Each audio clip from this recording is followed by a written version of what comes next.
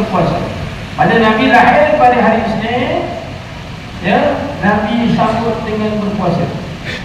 Nabi SAW sambut tiap minggu. Itu hebatnya Nabi SAW.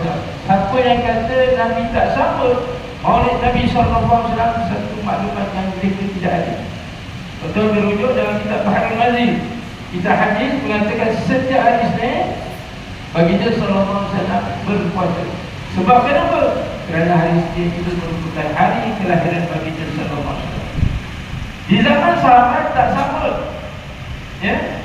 Di zaman sahabat tak sambut hari kelahiran baginda SAW. Sebab kenapa?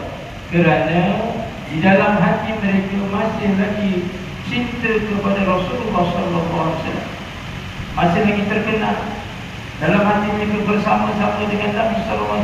Walaupun Nabi telah wafat, tetapi setelah berlalunya 500 hijrah, maka di kalangan masyarakat tiada lupa. Siapakah orang yang bertanggungjawab yang mengadakan majlis Maulid Rasulullah SAW? Iaitu seorang raja daripada Kirbil.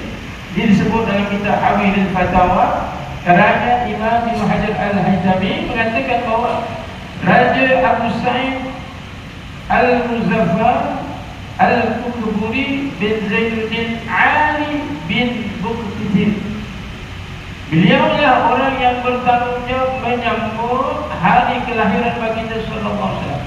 Irbil nama dulu, nama sekarang dipanggil negara Iraq. Maknanya dialah orang yang bertanggungjawab.